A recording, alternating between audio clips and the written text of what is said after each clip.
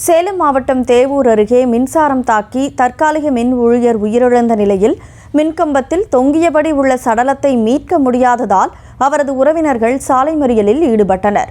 இதுகுறித்த கூடுதல் விவரங்களுடன் இணைகிறார் செய்தியாளர் வினோத். வணக்கம் வினோத், என்ன நடந்தது? முழு விவரம். சேலம் மாவட்டம் எடப்பாடி அடுத்துள்ள தேவூர் அருகே தற்காலிக மின் பணியாளர் மின்சாரம் தாக்கி உயிரிழந்திருக்கிறார். சுமார் உயிரிழந்து 5 மணி நேரத்துக்கு மேலாகியும் அவரது உடல் மீட்கப்படாததால் தற்போது அவரது உறவினர்கள் குமாரபாளையம் எடப்பாடி சாலையில் அமர்ந்து மறியல் போராட்டத்தில் ஈடுபட்டு வருகிறார்கள். குறிப்பாக இந்த ஞாயிற்றுக்கிழமை என்பதால் மின்சார பணியாளர்கள் யாரும் இன்றைய தினம் பணிக்கு வரவில்லை. இந்த நிலையில்தான் தேவூர் பகுதியைச் சேர்ந்த ஒரு தற்காலிக பணியாளர் இன்றைய தினம் விவசாயம் தோட்டத்திற்கு செல்லக்கூடிய மின் ஒயர் அருந்து விழுந்ததால் அதனை சரி செய்யும் பணிக்காக தங்கராசு என்பவர் சென்றிருக்கிறார்.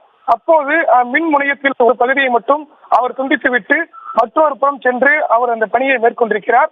விவசாய தோட்டத்துக்கு செல்லக்கூடிய மின் ஒயரை மின் கம்பத்துடன் இணைக்கும் போது எதிர்பாராத விதமாக மின்சாரம் தாக்கி தங்கராசு மின் கம்பத்திலேயே பரிதாபமாக உயிரிழந்திருக்கிறார்.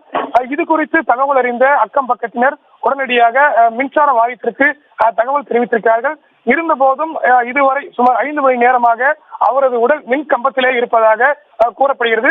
இதனால் தான் அந்த இறந்து போன தங்கராசின் உறவினர்கள் தற்போது குமாரபாளையம் எடப்பாடி சாலையில வந்து மறியல் போராட்டத்தில் ஈடுபட்டு வருகிறார்கள். இது குறித்து போலீசாரும் விசாரணை மேற்கொண்டிருக்கிறார்கள். தொடர்ந்து பேச்சுவார்த்தை நடைபெற்று வருகிறது. இருந்த போதும் மின் பணியாளர்கள் யாரும் பணியில் இல்லாதது ஒரு குற்றச்சாட்டாக எழுந்திருக்கிறது. ஏனென்றால் தற்காலிக பணியாளர் எப்போது அவருக்கு அந்த மின் கம்பத்தில் ஏறக்கூடிய உரிமம் கிடையாது. இருந்த போதும் அவர் இன்றைய தினம் பணி அமர்த்தப்பட்டதால் இந்த உயிரிழப்பு ஏற்பட்டதாக உடனே குற்றச்சாட்டு முன்வைத்திருக்கிறார்கள். விவரங்களுக்கு நன்றி வினோத். செய்திகளை உடனுக்குடனும் துல்லியமாகவும் தெரிந்து கொள்ள சப்ஸ்கிரைப் பண்ணுங்க.